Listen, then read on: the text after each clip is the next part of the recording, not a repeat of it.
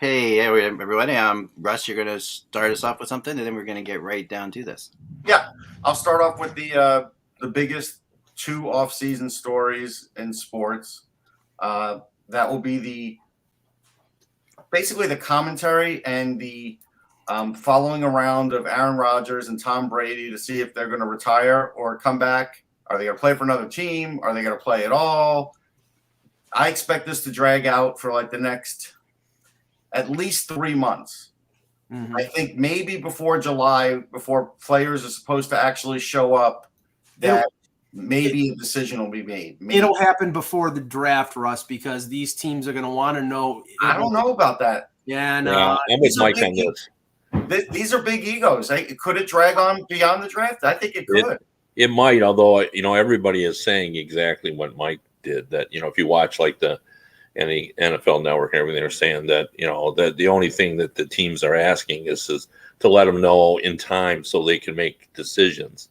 Right. But these guys have, again, Brady didn't let anybody know in time last year because he retired and then. No, he did.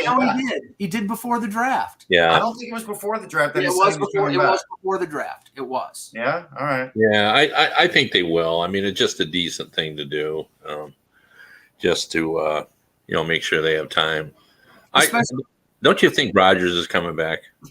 I don't know. I think he's coming back, but I don't think he's going to come back with Green Bay because he's definitely not playing for Green Bay. That's for sure. The look on his face when he was walking off the field, hugging Randall Cobb, who has been but I think he's going to play. I mean, my guess, I would think Rodgers is coming back and Brady's retiring. That would be my guess. I think Brady's coming back too. I think the thing is, and most people, even Rex Ryan, who seems to be a Brady hater, said, okay, that team is old. That team had a bad offensive line. They lost like the all-pro at the beginning of the year in training camp, and he came back for the playoff game. They had no wide receivers. They had absolutely no running game, and he threw the most passes in the history of the NFL. So, and he still can throw the ball, and he's Tom Brady. If he wants to play, he's going to play. And it's just a question of where. Vegas has been a rumor, but who knows? Yeah. Vegas, because obviously Carr is gone there. So right. Yeah, actually, Brady did actually announce that he'd be back in March on April 27th, the day of the draft. So he waited till the day of the draft. Right. Exactly. Well, no, but that gave them. I mean, and the other thing is you don't know when he told them. True. That's fair too. True. Very true. But it's going to go on for a few months for sure. Yeah, and I know that Russ and I are going to be writing something for writing some baseball stuff regarding the upcoming Hall of Fame announcements. And Kev, I look at the Hall of Fame list that some writers have put out there, and some of the guys who are getting votes are just so puzzling in terms of, I mean, okay. Torrey Hunter was a great center fielder for the Minnesota Twins for a number of years. He had a number of good years. He was an excellent player, Gold Glover. He's not a Hall of Famer, not even close to being a Hall of Famer. And, I know that some of these guys get omitted after a while if they don't get 10% of the vote, but some of them are on here are just laughable. It's like, I guess they put anybody who retired after a certain amount of years on the list, and then it's up to the writers to sort of omit. Yeah, they have to put them on the list. I don't get mad at that. What I was surprised at, Kev, was the other day I was listening to somebody, who was nice enough to be transparent, which, again, we always think votes should be transparent. I know you think that. I think that. Yep. Not everybody does. So do I. But he was transparent, and but the issue was he was like, I voted for 6 because I also know that in the next couple of years, there's not a lot of worthy guys on the ballot. So you could put up to 10 in baseball, but he only voted for 6. And so now I do think they're voting for guys that even they don't believe are Hall of Famers. Like they have to sort of try and prove it with stats because the ballot the next few years without the steroid guys is going to be pretty slim. Yeah, and I do know I've seen guys say, look, they vote for guys not because they think they're Hall of Famer, but because of how much respect they had for them as a player. And I always think that's wrong. Like I understand it from the human side of it. If you've covered a guy and he was unbelievable as a human being, and you want to sort of honor that, but that's not what the Hall of Fame is about. Right. So I've never really liked that. That's not the way I've viewed Hall of Fame. I mean, it's not the Hall of Good or goodness. Yeah, no, but you do see that, and that's why when you have like a large body of voters like you do in baseball, and you're going to have those kinds of things, and you just have to accept the fact that that's going to happen. Yeah. It's a little different, in my opinion, when you have, I'm on the U.S. Hockey Hall of Fame, and it's a committee of 18 people. When you're in our case, we do it over a Zoom call, but it is in the Hockey Hall of Fame, which I was a member for a while, and then you rotate out. You do that in a room, and in those cases, it's completely different voting when you're there, debating what's going on with fellow committee members and really going and talking about getting into the nitty gritty. You have less of that. In fact, you have none of people just voting for someone that they, just like. Otherwise, they would vote for all their teammates, right? Right. Well, yeah, and actually, I have been on a committee. I won't say who it was, but I've been on a committee where, the person that was not a Hall of Famer was nominated by a former teammate, and I'm assuming he voted for him, but because it's not like show of hands, you do get a ballot that you turn in. So, okay, let's For start. sure. All right, here we go. Ready? Let's get into this. Hello, Hockey World. It is Wednesday, January 18th, 2023.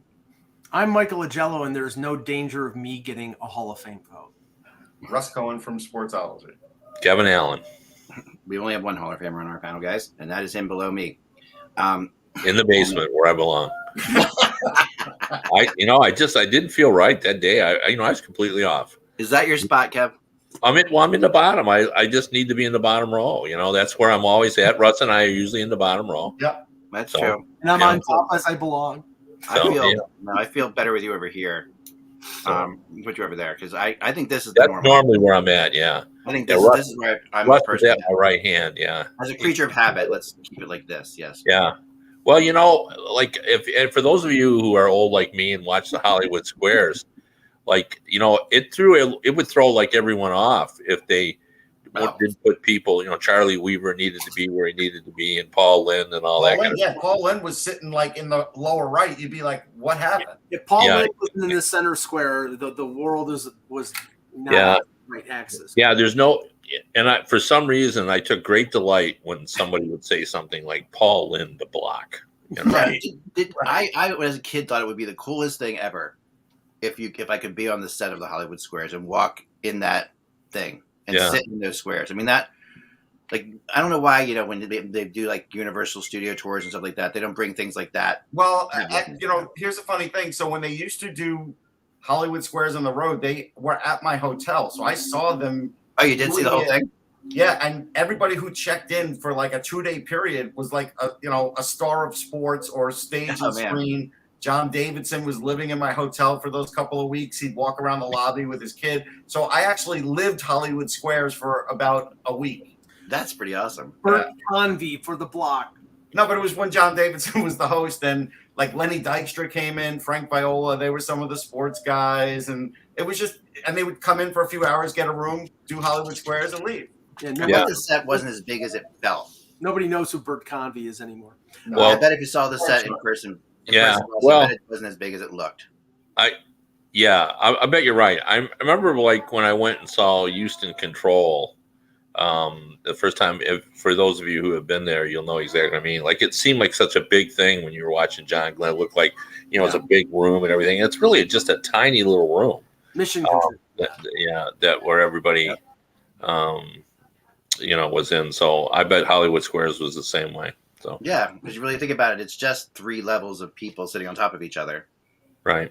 But on TV, it looked like it was like 20, 30, 40 feet big, like anyway, all right, let's get on to this. We got to start with Provorov today. I've been talking to people all morning about this. We're not going to spend the whole show on it. We're going to get to rumors too, of course. But This is a crazy story, Russ. You were there last night. I was not there. No, I was. You weren't there last night. I was not there either. My wife came down with COVID. I was in the hospital last night. That was fun. And just things never stop here, but that was fun. Anyway, but we're back. She's back and okay. She's doing fine today. But so I didn't get to pick up on the story until this morning because we were there all night. So yeah. So the Flyers had their. For those who don't know the story by now, the Flyers had their Pride night basically, and they wore some rainbow colored uniforms, right, Russ? Yeah. In warm-ups, was it? It was in warm-ups. I think it was in the numbering.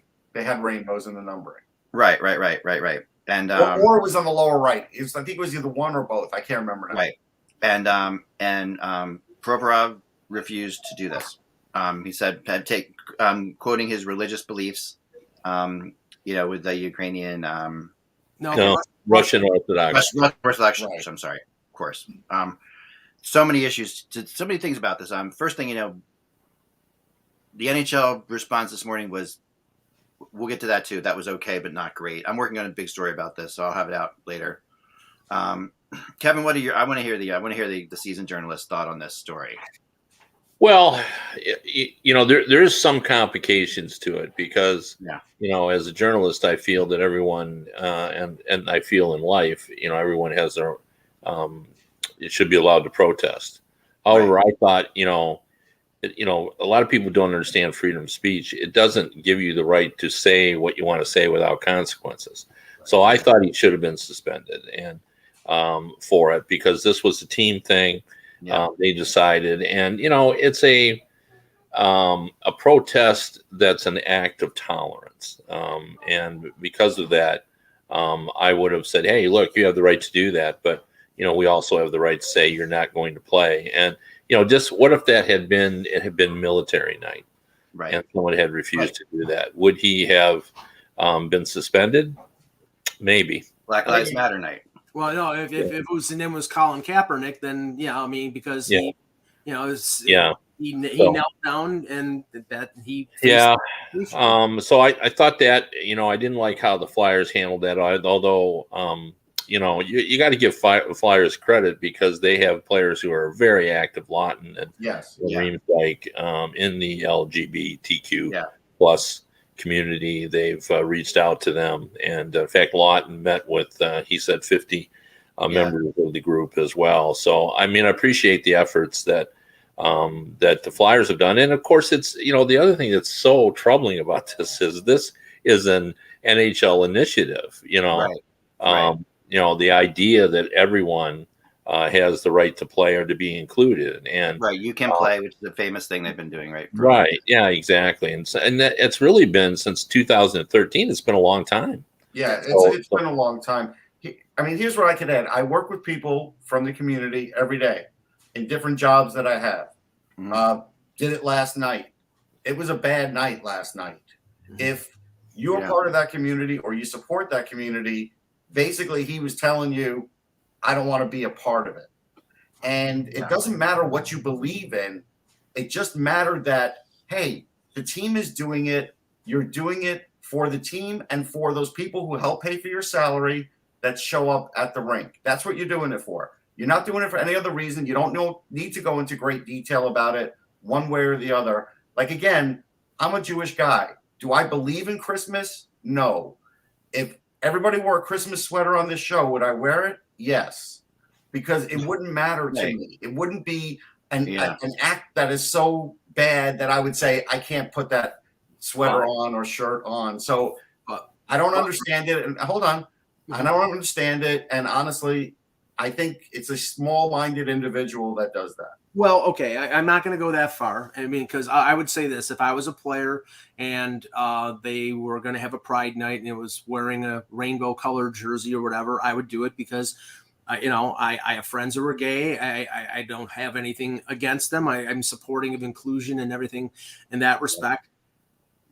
Provorov has the right to not do it because it's against his religious beliefs. Now, I think the Flyers made the initial mistake in this whole situation by letting him play, not having him skate in the pregame because of his personal beliefs and then putting him in the lineup. That was a a clarion call of something was going on. They not to say that they should have covered it up, because I'm for, transparency, but Kev, like I think, like, had he not played in the game, would there have been, and they had said he was sick or something like that, or he was, this would have never come out. It was handled badly by by the Flyers PR. And then it snowballed. And during the game, we're seeing press releases and all these other things coming out. And I just think it's now become much bigger than it probably had to. Yeah, no, you're right on. I mean, the fact it was almost like it was trumpeted because he didn't do it. And then, and I'm sure word spread around the arena. That's the way it always goes. Well, he's not out there because it was a big thing on Twitter. But while I turned on the TV, I knew it was going on. Yeah. So, I talked to a couple people today in the community. They're in hockey. They're not necessarily like, publicly, out, or, they're also not privately, they're not hiding. They're just, if you know them well enough, you know what their lifestyle is. And their reactions were interesting. There was one thing that stuck through it all was they weren't as mad as a lot of other people were. And in a weird way, they said, well, there's always going to be idiots. That was the kind of response, which was an interesting response. But that's a defense mechanism, too. It's a defense mechanism, yes. And I'm not saying that, and I'm not, but I felt for that, because I'm like, man, because it makes me immediately realize what they have to deal with all the time. You know what I mean? That's where I'm going with that, because I'm going with that, man, they have to deal with these kind of things.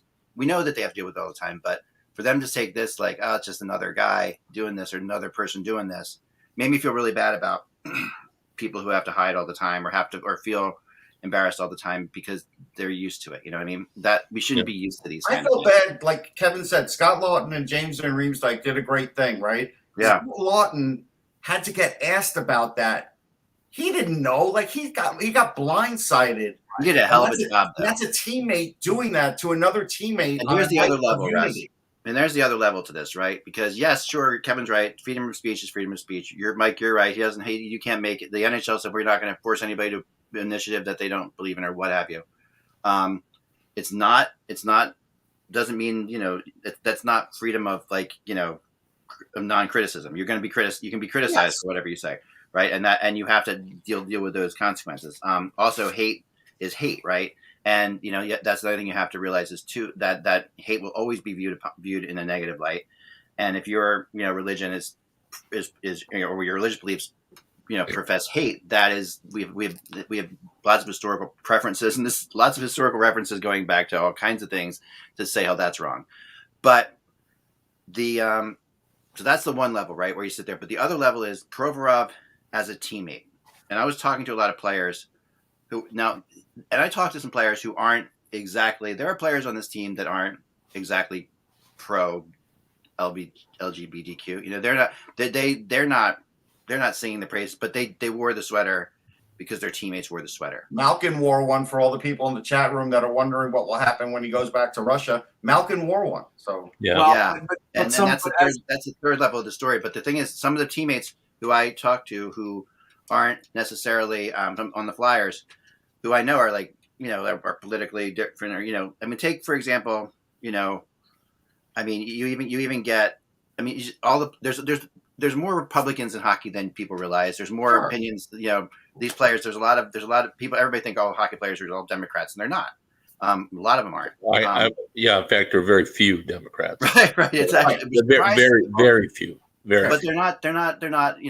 Radical conservative. They're not radical against. They're not anti-gay and lesbian Republicans. They're just that they're fiscal Republicans in a lot of ways, right? So But they're tolerant. They're tolerant people. Most of them. There's some that aren't, right? That's just like all society. But they wore the jersey, and Provorov, this is not the first time that Provorov has been called out for not being a good teammate in the last year or so.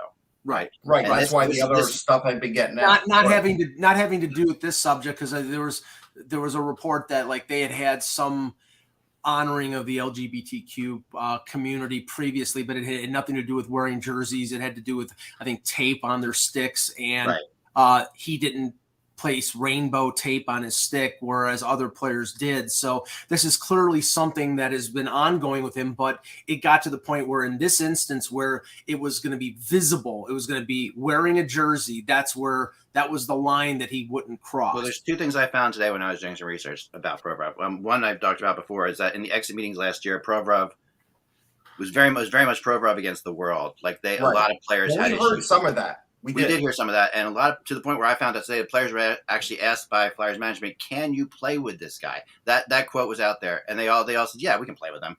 But that was implying that there was stuff about him that they just didn't like, right? But they could play with him. That is 100% true. Then the other thing that's 100% true is they had the Flyers had a recent the gambling night for charity type thing. The casino night, right, casino night, right, with where the alumni's there, the current players are there. And in those situations, the fans, of course, sort of poupée, they mingle with the players, and all the players were sort of hanging out together. All the alumni were sort of hanging out together. And then that night, like Provorov and his girlfriend were hanging out in a different place altogether. And it was obvious that evening he's his own bird, right? Like he flies by his own path. And that was so there was an opportunity. That was just a week ago. There was an opportunity here for Tortorella, if he wanted to avoid this whole thing, in my opinion, was to bench him for that. Because the players were really upset about that, knowing full well that this night was coming up and they all knew there was going to be a problem. I talked to players that were like, yeah, we were really worried about this ahead of time. They knew that Provorov was going to have a problem with this night. Tortorella could have cut this off at the pass and not. Now, is that the right thing to do? Like you said, Mike, are you hiding it then? Well, yeah, I mean, right, but the thing is, I don't think Tortorella and I don't think Provorov did themselves any favors with the post-game comment. I mean, Provorov, I'm sure, was instructed by either his representatives or PR, just make your statement regarding, your religious beliefs. And then he said, I'm only going to take hockey questions. And everything was left hanging out there. Yeah. Tortorella, I mean, I think didn't really help the situation along with his, what he said. It left a lot to be desired. And, I think that helped snowball the situation. But I'll just say this, and I want to get Kevin's response to this. This is the one thing, Provorov's stance, people will categorize it as intolerant, and it is, and maybe it is. But the reaction that he is getting today and going forward, I don't know how long that's going to be. It could be a one-day story. It's almost equally as intolerant. If you're going to start saying he's racist, homophobic, and everything else, no, he just doesn't believe in doing it. That doesn't mean that he's a mean-spirited guy. He's, he's a Russian Orthodox. He's apparently devout. I mean, that's what he believes in. He shouldn't be destroyed for that, but he is going to take some slings and arrows over the next few days because of those beliefs. And that, that's fair, but I don't think it should be over the top. Like right now, it seems like it is. Yeah, but it's, if you look at the comments, and I did before we went on the show, there are a lot of supporters for him. And that's exactly why we have these Pride Nights. Right. Because what he did is the problem that you face if you're a member of that community and want to be involved in hockey. He took all the focus away from all the positives and negatives. And there was no comfort level in the past to come to this game. If you remember of the LGBTQ plus community and you wanted to come with your significant other, would you be comfortable in the environment? Right. And what Provorov said was, I'm not comfortable. I'm not comfortable with the demonstration of your community, but with the symbols of that community. So, you start to wonder. So, I mean, the reason we have these things, I go back to Black Lives Matter when, it was hard for some people to understand, well, all lives matter. Well, yeah, but we all know that white lives have always mattered, but it seems to be in question whether Black Lives Matter. So you would sort of explain that and why, there is a need to kind of say that phrase. And the same thing is true here. We need to make a positive statement to say, hey, that community is welcome, because in the past they haven't felt welcome. And again, I think the NHL has sort of embraced it. And so that's what these nights are about. So that's why, when he does that, yes, he does have the right to do that. But there are going to be consequences. Right. And this is where Kevin's right, I think, about the suspension part, is because he has cost his business, his boss's money. Like, there's no question there are some fans that were going to be turned off by this, may never come back, may never go to Pride Night again, may never buy another shirt. These are things that can cost the business money simply by that act of defiance. And that's where I might be able to get behind a suspension because, hey, you blindsided your boss, basically. Well, you're not being a good teammate. At the end of the day, you're not being a good teammate. Yeah, but Russ, if you go down that road, and Larry Brooks posted something on Twitter. If you go down and I don't know, Kev, were you referring just suspending him for the game just for the game? Yeah, just for the game. That's it. Yeah, okay. Then that I would have signed off on. But Larry Brooks posted, to all those good folks who seem to believe that a U.S.-based corporate employer should discipline an employee for citing religious beliefs to opt out of a program, I would say be careful what you wish. Oh, yeah. No, he's right. Yeah. No. That's right. No, he's right. Yeah. But again, we have to remember, these are also fans. Yes. These are also fans of the team that spend good money there. What if all of a sudden 10 people get rid of their season tickets because of this act? Yeah, that's tens of thousands of dollars. The problem online, they go to social media, there's all these people like, the anti-woke culture, which is like the most ridiculous thing on the planet. But there's all this anti-woke thing, and people don't even know what the word means. And if you don't have a teenager, you don't know what the word woke really means anyway. But you're out. But let me just finish this, Mike. Oh yeah, I'm sorry. And a lot of people who are really just trying to hate are emboldened by people who are famous doing it. So to them, this becomes something that and then the Mike, and you can respond to that, Mike, if you like. Then I got one last thing to finish on this thing with. Yeah. Okay, the last thing to finish on this is this, and this was brought up to me by another Russian player I talked to today. He said there's could be other Russians that do this. He said this is because that this could happen again, and then he's like, but I'm afraid, and I'm like, why are you afraid? And he brought up something that is absolutely 100% true. That and I had talked to other people about this today as well. That the Russian players right now have gotten off pretty easy. With the Ukrainian war. There's a group of people out there that could easily say, why are we paying that could protest, saying we're paying Russian players millions and millions of dollars to take money back to Russia. And, but yet so why are we doing that? And boycott the games for that. We haven't seen that. The media asks them about their opinions on the war, but doesn't really press it because we all know that they probably have family back there and it could be dangerous to them. So we try to like, yeah, that's the apples and oranges, though. It's apples and oranges, but don't you think that there's this is not a Russian thing. This is a Russian Orthodox thing. I mean, there are Russians who are atheists. I know, but it's being sold that, Kevin, I agree with you, but my fear is that this will bring up the people who are anti-Russian players getting money because I get these texts a lot from people like, why are we paying the Russians to take money back, and people think I'm not saying I agree with them. I think there is something bubbling under the surface there. I'm afraid that if it becomes a Russian thing where Russian players do this because I want to make the slope less slippery for people in the chat room too. There's two things here. Either Provorov is telling us he's against unity or he's telling us he's against the lifestyle. Like that's what he's telling us. Right. And no matter what he's telling us, he's judging something. Or he's telling us that he believes in the church that doesn't believe in the lifestyle. Well, whatever, but it doesn't matter, Mike. You can't hide behind the church. You can't hide behind You have a human brain that can make your own decisions. Well, he's basically saying, and he did say this, go ahead, you can live your life the way you want it, but don't come into my world. Right. That's kind of what he was saying. I don't have to be a part of it if you come in my. The thing with someone like Ovechkin, who's firmly attached himself to Putin on a number of instances, you could realistically ask him about the whole Ukrainian war situation. Provorov has been in North America since he was 15 years old. He played USHL. He played. He's toxic in North America. He's more North American than right. So I don't know if you can tie him to everything that's going on in Russia right now. So I mean, he goes home in this. He goes. He won't now because of the war, but he usually would go home in the offseason. Yeah, right? But again, I mean, I think this is different. Like I don't know. I don't know this for sure, but I do not think Ovechkin is Russian Orthodox. I know some players who are for sure, and I know they have religious convictions. We used to see it in Detroit with Datsuk, who had opinions about, the country in terms of the way that we should behave and so forth.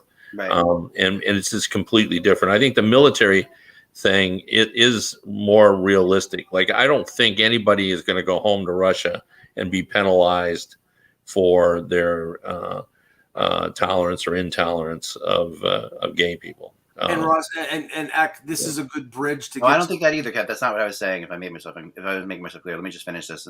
Because that's what I was saying was there could be a rising of anti-American sentiment against Russian players here. Or anti-Russian sentiment. I think there already is, because there already is, but I think to the point where we could see protests and things like that. And if this is the kind of thing that can start one place and go another, and that's what the Russian player I talked to this morning was afraid of, so I kind of thought that was interesting enough to bring up. Yeah. Well, that's wrong as well, because these guys are. Good question. Yeah. But here's a good bridge to talk to about rumors. When Russ and I were talking before the show, we were talking about Provorov, and we had heard trade rumors before, and weren't sure how serious they were. But how much do you think that this situation, and this is way down in terms of list of priorities, but how much do you think that this affects the ability and the value that the Flyers would get on a Provorov deal with this sort of popping up with this controversy? And honestly, I mean, there are probably a number of teams that would say no thanks, in spite of him being a talented player, would say no thanks because of the PR situation that they would have to face because of this. So, I mean, I think that is something that may affect it going, maybe it disappears in a couple of weeks. It's not a factor, but it could linger, and we don't know. Well, even if this doesn't linger, the other thing that Eck talked about, which is this narrative that started at the end of last season, when we all sort of gave him a pass on it, saying it was a frustrating year, it was a bad year. Yeah. The media gave him a pass on that. We were sold off like he's just a really hardworking player and didn't like the fact that players around him weren't working hard. Correct.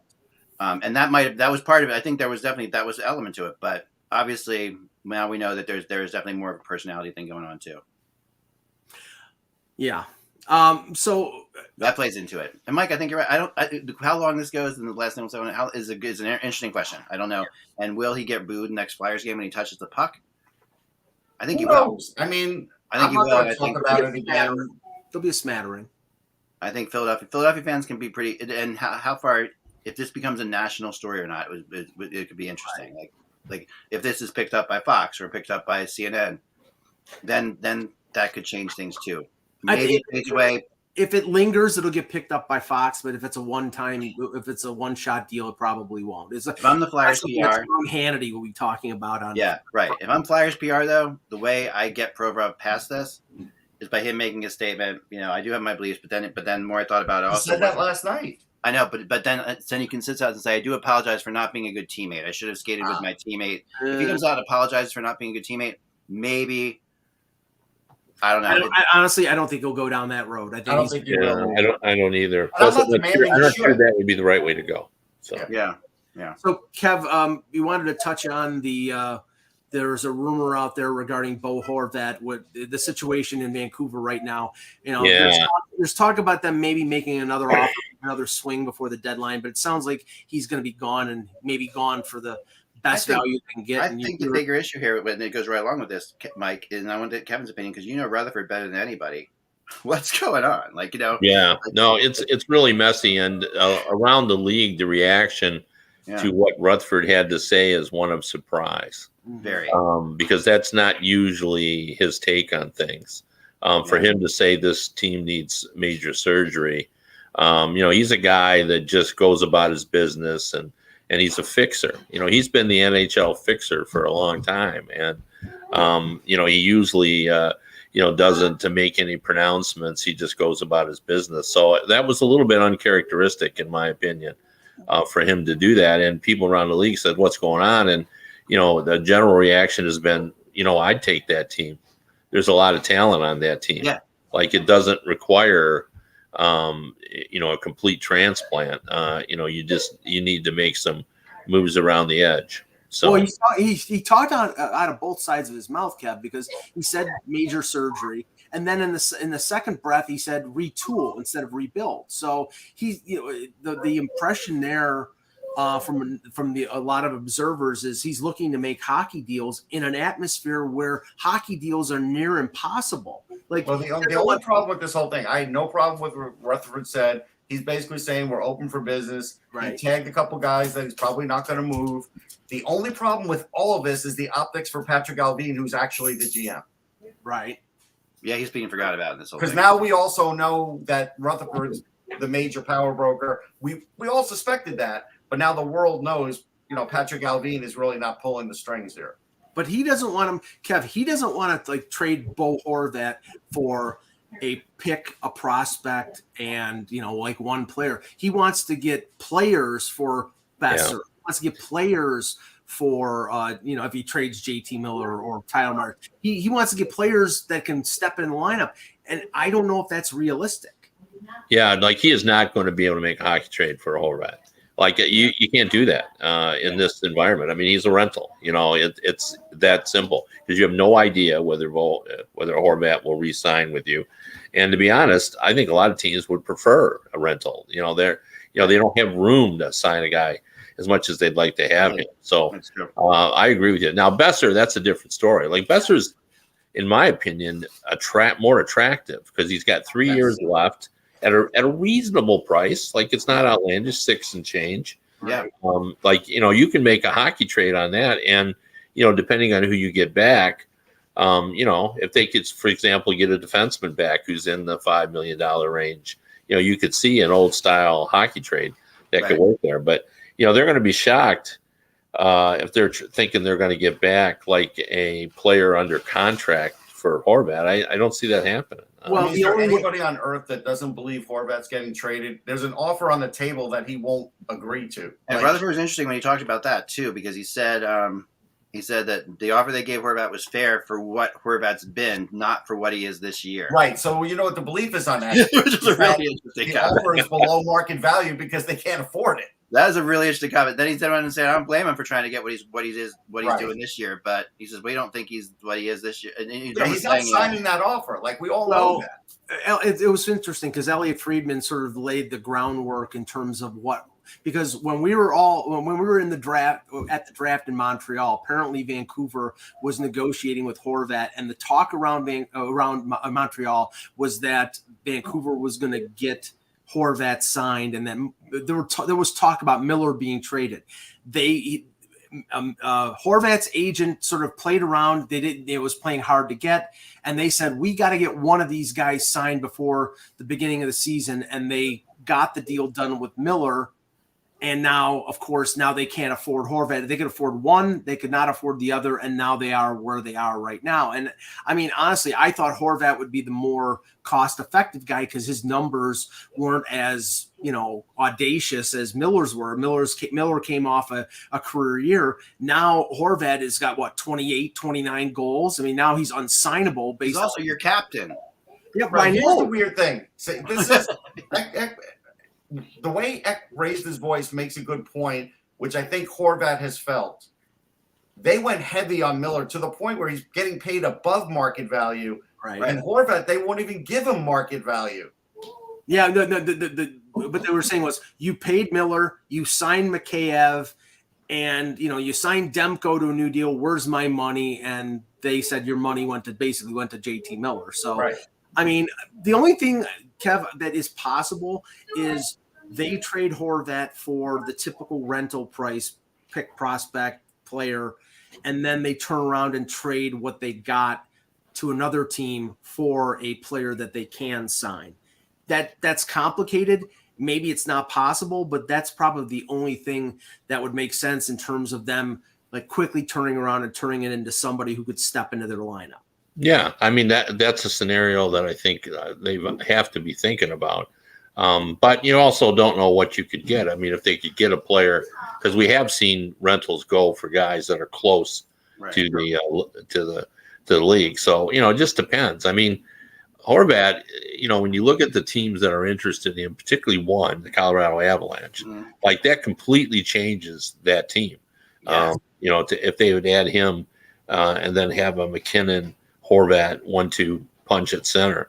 And, then you suddenly forget that they had Kadri last year when they were going to the postseason. So, I mean, that's the kind of deal that could really, like, they may overpay a little bit to get that. That's fair. Yeah. And it's not like they're not going to be able to trade him and get something good back. They'll get value.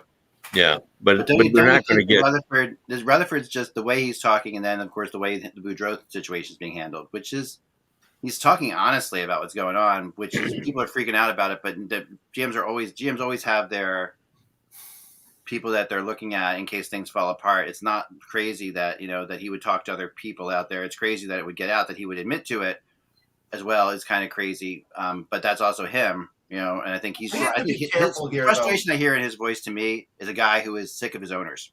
I don't know whether I'm saying it. It sounds to me like he has just had it. Like he doesn't know. He's not even trying to be diplomatic about it. Right. They have to be careful here though, because we had Boudreau. Boudreau, when he wasn't coaching, was working for like NHL Network, was on NHL radio a lot. So we had Boudreau for a long time at the draft. We spoke to him before he went on air. We spoke to him on air. And he was legitimately super excited about this team, to the point where it's going to be hard now to get another coach who is going to have that level of excitement for this team. And that's why they have to be careful of. Well, it's easy to say, hey, we're asking around because we want to see if there's better options than the guy that's in there. But they got to be careful about that. I think they have to be careful because Boudreau is so well liked in the hockey community. But it sounds like they have Rick Tocchet in the back pocket. It's just a matter of what. Now the question is, and this is me being of the the tank mind. Do you want to bring in Rick Tocchet after the All-Star break and have this team turn around where I think they're not realistically in range for a playoff spot? Or do you wait until the end of the year and get as low as you can for Connor Bedard, trade off your assets, and then bring in Tocchet with a clean slate? Their owners don't work that way. I know. And that's why their owners have been the recipe for their own disaster over the last 10 to 15 years. It could be the most meddling, worst ownership in the NHL. Because that franchise has immense talent, and they continue to be mismanaged by the Aquilini. Well, I think, all right, so the other part of this, which I don't think we brought up on the show, is the whole Tanner Pearson saga. Yes. Because it's upset the players. Like Quinn Hughes came out and talked about it. It upsets players when now a player his career may lie in the balance of some bad medical advice, having to get multiple surgeries on a hand. That's another thing that's causing a big problem in Vancouver. Mm-hmm. It is. Yeah, you're right. Going back to I want to talk a little bit about the Carolina situation because they're, according to Pierre LeBrun, they were interested in Horvat, but they're concerned about the ask. And I think this really speaks. I mean, the Carolina Hurricanes are right on the verge, but we all remember last playoffs, they didn't have enough offense. No, it wasn't even close. When goals are harder to get by, and they can really keep the goals down because they've got a terrific defense. But they weren't scoring enough, and I think they feel they've got to go out. But they're not going to give up players off their roster in order to do that, and they've made that clear as well. So I think it's a really, from what I'm hearing, they're going to be very aggressive in trying to improve their offense. Although, I think they're going to try to give away futures and not any of their young players that are relevant to the team right now. Well, and see, that's snipers a little bit. They have a sniper. They're lacking snipers. Like they create opportunities to score, and they can say in the regular season you get goals off that. But sometimes you need snipers in the playoffs. Well, Well, adding Burns is really going to help them because that is an area where they weren't getting a lot of points either from the blue line. They're getting great play, great defense. So Burns was a big add for that. I get Pacioretty, but who knows if he'll be healthy? That's the problem with Pacioretty. That's a big problem. But that's the issue with Carolina in terms of making a deal for Horvat. Because if I'm Rutherford or Patrick Alvin and I look at the I look at the depth of the Hurricanes organization. The first guy I'm saying I want for Horvat is Seth Jarvis, and Seth Jarvis is 20 years old, and played and had a really good rookie season. He's not having as good of a second season, but I want somebody who's on his entry level contract who can be a player that can equal Horvat maybe a couple years down the road. But he said they're not going to do that. I'll take Scott Morrow or Noel Gunler happily, or Ryan really Suzuki. Good prospects. How about Ryan Suzuki? I would take the other two over Ryan Suzuki. I don't think Ryan's near what his brother is. But I don't think. See, the thing is, Kev, I don't think that's enough. If I'm Rutherford, getting Noel Gunler and a first-round pick is not enough for Bo Horvat having the type of career year he is having. I'm looking someplace else to give me more. Yeah. I think that's why you got to turn to Colorado and Bo Byram, start out there where they're getting back a player who's right there. Right. Maybe that would work. And I think that's worth that. We've talked about this before about when you got a chance to win back-to-back titles. Correct. You go ahead and give up more than you should probably to go for it. So that's why I think the best fit, in my opinion, is Colorado and Vancouver. I agree with you. I mean, look, the Rangers traded Tony Amonte. He was a hell of a prospect. Tony Amonte and Stefan Matteau in that deal. Yeah. So, or was it Brian Noonan? I mean, don't you think, Kevin, that if they're going to do the Horvat for Byron type trade, that they have to have a Horvat extension in place to do that? No, he's a pure rental. No, I don't. I mean, it's a different deal when you're playing with house money when you've already won a championship. Right. We've seen that in other sports. It's pretty commonplace in baseball where you just go for it. Right. And I think you could see that here. Just for the chance, because there's just like there's levels of Hall of Fame. There's the Hall of Fame, and then there's first ballot Hall of Fame. There's levels of Cup winners. There's teams that win a Cup or 3 and 5 or whatever. But those teams that win back-to-back Cups, that's pretty special. And Russ, I'm upset that you're elbowing in on my swearing. Well, but Funky makes a good point. The Glenn Anderson from Mike Gardner, Mike Gardner has never gotten over being traded from that team. I've spoken to him about it. A lot of people have spoken to him about it. He has never gotten over that, but they wanted these guys in the locker room, and they did win a championship, so it's hard to argue it. I mean, if it was a Byram for Horvat deal, it makes a ton of sense for the Canucks. Yeah. Obviously, their defense. He's from Cranbrook, BC. Yeah. It's a great trade for the Canucks, but I just think that's nuts. I don't think I wouldn't do that. Well, I mean, again, if there are different rules, I get it. But I mean, you may be right. Maybe they won't do it, but I mean, I think you have to get more back than Horvat, or get some extension. If you get an extension, then I think it's a totally fair trade. Maybe they give him or maybe they give him a prospect on top of it to sort of equal it out. But I think that Yeah, I mean, I don't think it would be a straight up trade. Yeah, no. I don't think it would be hard to get an extension for Horvat to sign in Colorado either. I think that he would be probably because but I don't know about that. Yeah, I don't know if they have the money to do it. He has a chance to hit a grand slam home run. That's what I think he's looking at. He wants to get almost as much money as JT Miller. It's his one chance. This is his one chance. Yeah, but no one's going to do that. I mean, I don't know. Don't say nobody. There's one team chance coming off his best season. I've heard there's one, probably more. I've heard Columbus would give him a big. Yeah, I could see him going to Columbus. I think there's a team that's 39 miles from my home that would pay him a lot of money to come. Would that be considered pay him more than a current player they have on their team? Right. They would give him more. They'd be willing to give him more money. Yeah. If they signed Larkin, would they be out on that, or is that as a Larkin? No, I mean they've got the cap space to do that. I mean they've got 9 players coming off their roster again. They would have to sign Larkin before they sign Horvat to get away with that.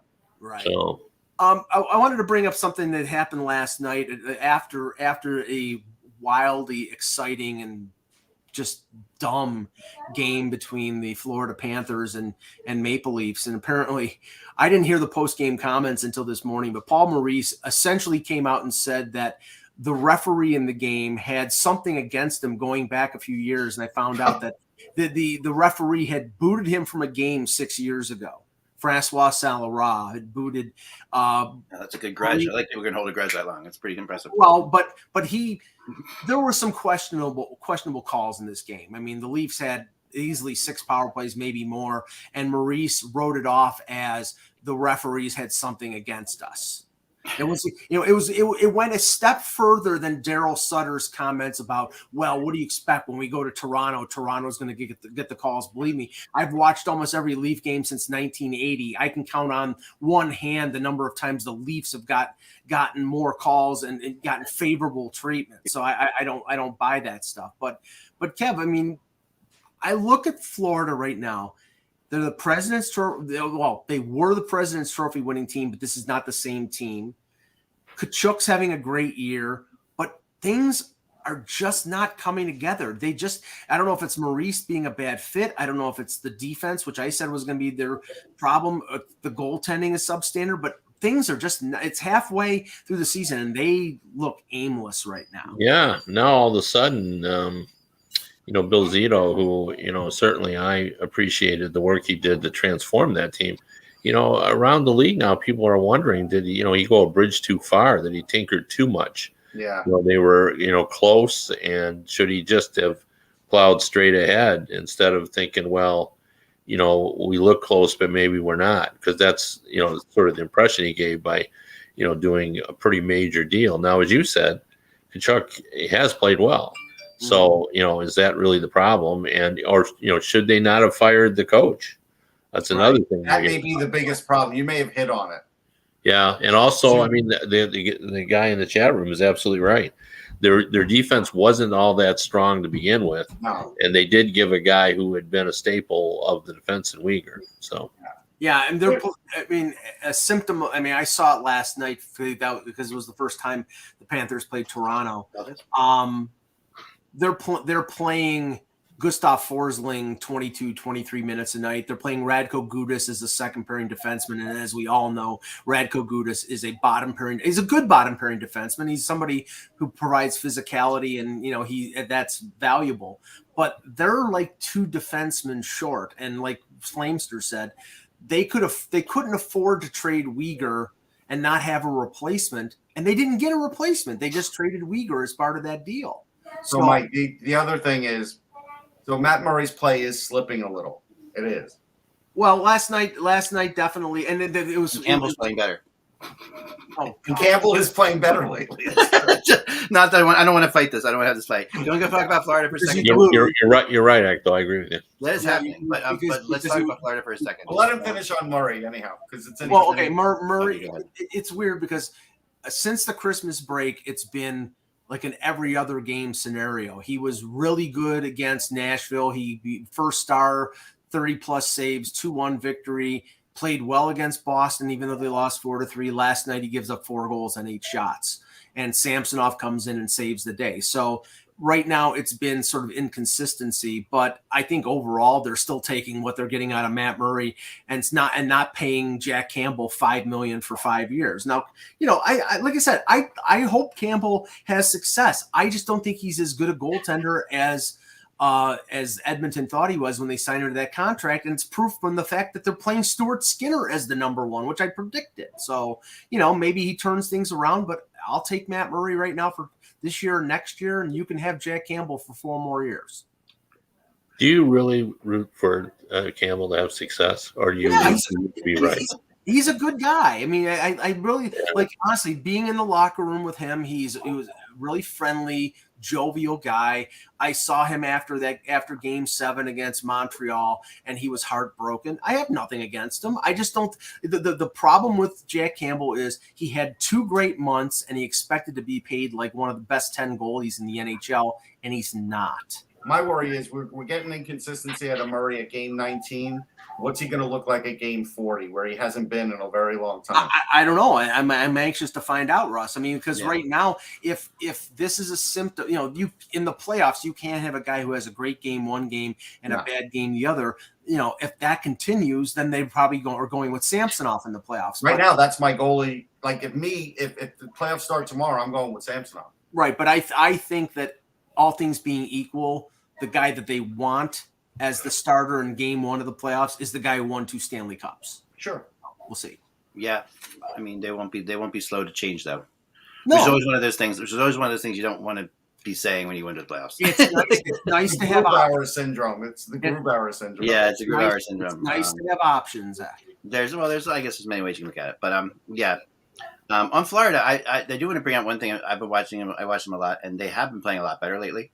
And I am definitely on the record as never being a big Paul Maurice fan. I mean, but look what's happening in Winnipeg this year. But I think that they are playing a more of a more playoff style hockey, I think, and I do think they're playing, because to win in the playoffs, I heard Dave Poulin was on the other day. He had a really fascinating thing he talked about, where he said, what's the success? What's the secret of basically he asked what the secret of the Leafs is to winning in the playoffs. And he said the secret of winning in the playoffs is having a team that can win all different kinds of games. Yes, and that I think is a very true statement. And he said Toronto's getting better at that. Toronto's being able to win different kinds of games, and that's where they keep getting better. Florida is working on that too. And last year, Florida could only win one kind of game. And they could usually win that game in the regular season all the time because they could do that. But they couldn't when they faced up against Tampa. They're out in 4 games because they couldn't play. They couldn't win that kind of game. Well, I'll say this about Florida. In terms of they have a lot of the things that I think Toronto is missing in terms of physicality and pushback and sandpaper, but they actually have too much of it. You've got Bennett and you've got Lomborg and you've got Kachuk and you've got Gudas. You've got 5, 6, 7 of those guys. Their fourth line is all that, and they take dumb penalties. They're one of the worst penalty killing teams in the league. And since trading Huberdeau, they don't have as much playmaking ability. Well, I don't know. See, it's weird. Their defense is probably still their Achilles heel because they're 11th. They're 11th in scoring. Sure. But how in the world are they 15th on the power play? That makes no sense. Yeah, no, I agree with you on that one completely. And that's where Brunette is missing. That's where you're missing a guy like Brunette. Yeah, in my estimation. What is happening this year, which they are doing, and it's kind of going under the radar, is Anton Lundell is really becoming a player. Yeah, he's they're playing him with Barkov. Yeah, his numbers are not good. I would have expected his numbers to go up, and they're down. He is very much. They're going up recently, but just very recently. But they are. It had to be in the last couple of games. So. Yeah. The game against Buffalo, he had 2 goals and an assist, I think it was. 2 nights ago. But just when you watch him playing, you're starting to see what they really do view him as a star. I don't know about star, but I mean, he is a very talented young player, and him playing with Barkov. I'm just looking up his stats right now. Right now, since the beginning of the year, the 2 goals that he scored against Buffalo were the only 2 goals he scored since New Year's. So I know. Maybe playing with Barkov will help him turn around. I think what they're doing is probably right, Eck, because he's not what he should be yet on faceoffs. He's at 45%. Yeah. So now Barkov takes the faceoffs, and now you can get just the offense out of Lundell, and he's a good defensive player too. So if you take the pressure of the faceoffs away from him, which I think that's what we should look at, is how's the scoring now that he doesn't have the pressure of being a center, and I think that's what Eck is getting at. Right. Yeah. He's a skilled player who plays better with skilled players, and he definitely with Barkov, he's going to be one of those guys. And he really has, one of the reasons they let Huberdeau go is I think they felt that strongly about him. Kachuk is doing everything. Kachuk is doing everything they want. Obviously, Kachuk is the main reason they did it, because Kachuk is doing everything they want him to do. And as somebody brought this up to me the other day too, we were talking about players born in Arizona. Matthew Kachuk's another one. We had the 3 players that were born in Arizona in the NHL. All are ridiculous goal scorers. But Brian Leach was born in Texas, but he didn't. But it's just kind of ironic. It's just a weird thing. Players, it doesn't matter. Right. He was trained. Kachuk was trained in St. Louis. Yeah. And Austin Matthews was born in San Ramon, California. But I will say this, and this is where I think. Look, we all love Kachuk as a player. I don't know if that Kachuk leads you into a Stanley Cup as the leader. And that's the whole thing. That's where maybe Huberdeau was better for that team because he just fit better. You got Tkachuk. Yes, you got the kind of guy that everybody in the league goes after and they want. But it doesn't mean he's going to win you a Stanley Cup. I saw a list the other day of the players who have like 100 hits and 50 points in the NHL or something like that. Brady Tkachuk's on it. Matthew Tkachuk is not, right? So like you get, it's very interesting. Like when you think about the difference between the two. Because Brady picks his spots better, and he is better offensively. He hits more. Like he hits more, obviously. And Matthew Tkachuk's hits numbers were down last year in Calgary because he was too busy scoring. Right. Well, that's true. I mean, but again, he's still a feisty character. Like Johnny Gaudreau is a point a game on a bad team. We also have to remember, like with Tkachuk getting all those points, he got a lot of them because of that. Yeah. Just to go back to Lundell, just talking about what I've been talking about. Yeah. He's got 3 points in his last 5 games. Before that, he went 9 games without a single point. Right. He was a minus player. Like I get his talent. I mean, I'm bullish on him, but he really is not produced. He's on a pace for, I saw somebody wrote, he's on a pace for 33 points. This year, playing on a good line. Now he is, yeah. And to answer Funky, I think Matthew Tkachuk is a support player on like a Stanley Cup winning team, but I don't think he's the guy. No. I mean, I agree with you on Lundell, Kevin. I mean, he definitely hasn't matured scoring wise as they want him to, but he's definitely matured defensively. So I think the pressure of playing center is maybe what was doing that. We'll see. What they're really trying to get him to do is be a little less responsible defensively. Because and there aren't that many players that Florida has to do that with. Florida has a lot of players who don't play defense at all, but he plays too much defense.